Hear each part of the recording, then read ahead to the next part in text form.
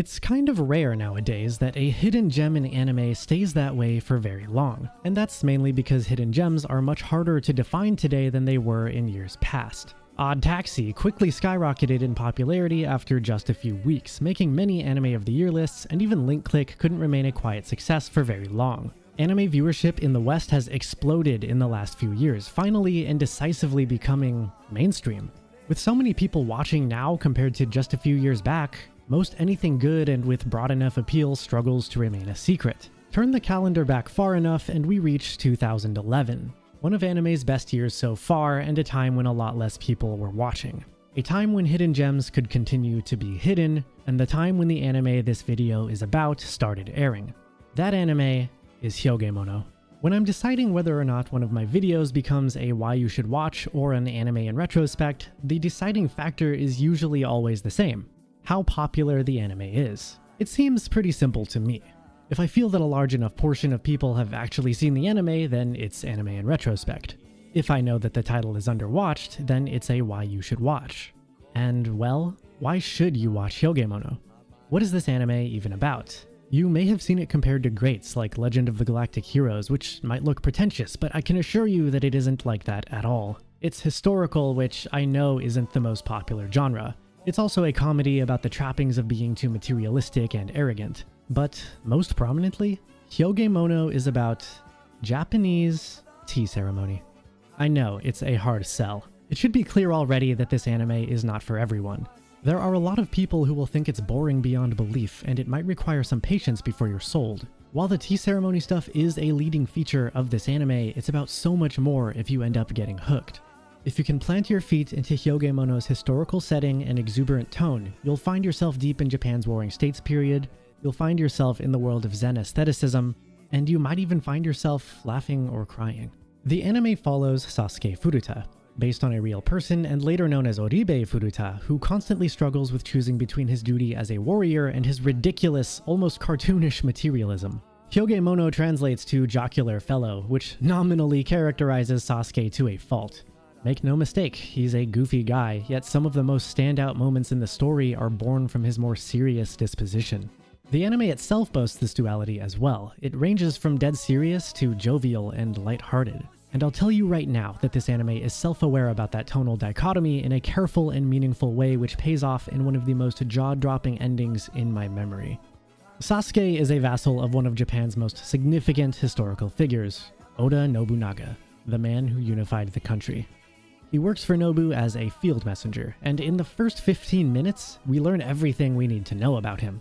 It goes like this. Nobu orders Sasuke to deliver a message to a general who betrayed them. If he surrenders, then his betrayal will be forgiven. But only if he also hands over his most prized Hiragumo tea kettle. No, I'm not kidding, these people take tea very seriously. Sasuke, upon hearing of this famed masterpiece, salivates and grows wide-eyed at the very idea of beholding its legendary visage. Like I said, he's almost cartoonish about it. Anyway, he delivers the message and the general refuses the offer, electing to instead blow himself up, with the tea kettle strapped to his body. Sasuke desperately chases down the lid and manages to grab it, burning himself in the process. And with this, he begins his double life as both a warrior and an obsessive aesthete. It sounds ridiculous, and that's the entire point of this anime, but context is everything here. Before, during, and after the Sengoku period, Japanese high society was obsessed with tea. Tea ceremonies were how people received important guests and part of how the upper echelon liked to socialize. These dudes built entire rooms just to perform tea ceremonies in. This kind of extravagant absurdity is mainly how the comedy sells itself. Some of the greatest facial expressions you will ever see in anime are contained within these 39 episodes, and they're usually in reaction to some kind of tea vessel being admired or destroyed. There are characters other than Sasuke who are absolutely hilarious at times, like Date Masamune here, but Sasuke really does steal the show. There is no bottom to the well from which he draws his ridiculous antics, from comparing his wife's breasts to the beauty of a tea bowl to letting a rebellious general escape in exchange for, yeah, a tea bowl. His over-the-top attempts to impress others with his ill-conceived ideas never get old, and I don't mean impressing his superiors in a show of loyalty. Let's not forget about the genius dubstep banger which the show calls its opening sequence. It's colorful and stylish while maintaining its air of solemnity by showing glimpses into the modern day, telling us that the goings-on in the story are ultimately why Tokyo and Japan as a whole became one of the very centers of the developed world.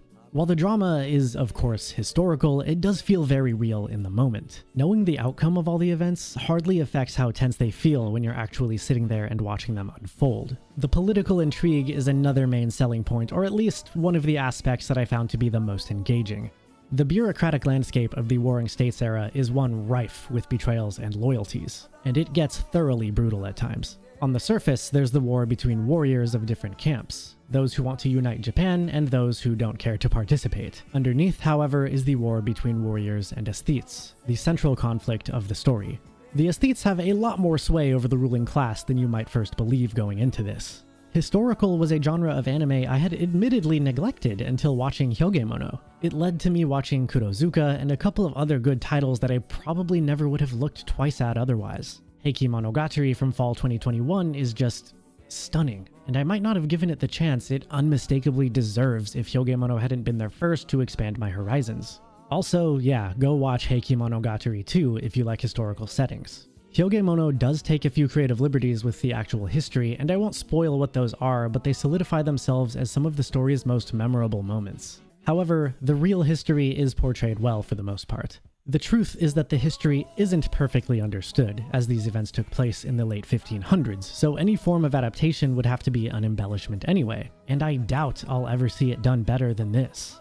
And the same goes for Nobunaga's character, even though he isn't nearly as cute as Fate Nobunaga. This is far and away the best depiction of him I've seen in anime, and he's in a lot of anime, so that's saying something. It helps that he's voiced by Rikiya Koyama of Kiritsugu fame. Generals Akechi, Tokugawa, and Hideyoshi all see wonderful performances themselves, with Hideyoshi gaining major focus as the story progresses.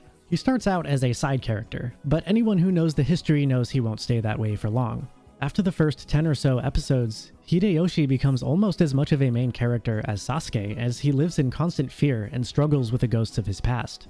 Remember Yasuke from Netflix? Well, he's here too, and this version is way cooler. We also have Cha-Cha. And of course, we have Sen no Rikyu, easily my favorite character after Sasuke. The master of all tea masters, this guy is chock full of wise words and compelling scenes. The relationships at this series' core are between Sasuke, Hideyoshi, and Rikyu, and when things start heating up towards the end of the anime, so does this triangle of relationships. In the last few episodes, the energy escalates from careless fun to solemn and resolute, setting the tone for a finale that simply left me in awe.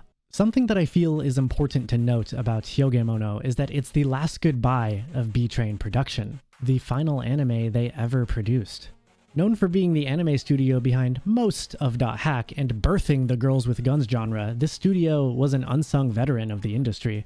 They shut down in 2012 when studio founder and director for Hyogemono, Koichi Mashimo, retired.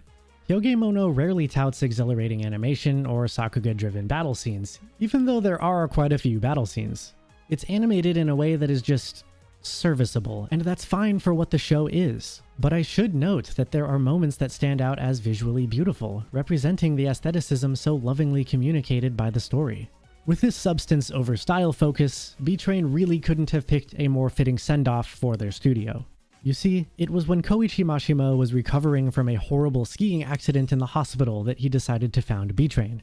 His goal was to create a sort of hospital for animators, where artistic integrity could be upheld for the staff rather than having to worry about corporate pressure for profit, or so the story goes. To adapt a manga that puts simplicity and aestheticism above surplus and luxury as their final anime, there is no way B-Train didn't plan this. It's just too perfect. As is the final episode and conclusion of this anime. It's a finale chock full of every kind of emotion. I'm not going to spoil what exactly happens, but I will say that it's the last time Rikyu and Sasuke get to be master and disciple. You know this story is presented amazingly when it's about finding the beauty in simplicity and imperfection, and the anime has so many angles you can take to do that very thing. That exact idea, the idea of looking for deeper beauty, has become the very nucleus of what this channel is all about. So of course I love an anime which exemplifies that. Hyogemono has a few important themes and messages that can resonate with anyone, but the one that really struck me, the one that had the most profound impact of them all, is to be yourself. To not forget who you really are. to let go of the past and to live in the present. Cowboy Bebop and Kyoso Giga deliver these same messages and both accomplish that with reasonable success. But something about the way Hyogemono does it has left me unable to stop thinking about it, and that's why I made this video. それがあなたなのです。お忘れなきよう。 One final lesson from master to disciple. Never stop being you. No matter what you've gone through or how you've changed, you're still always you. Despite everything, it's still you. Hey guys, I hope you enjoyed that video, and if you did, please subscribe for more anime in retrospect. I've got a big Attack on Titan retrospective cooking up for once that's finally done airing, and maybe a couple of other goodies until then. Well, that's really all for now. Thanks for watching the video, sayonara, and I'll see you again.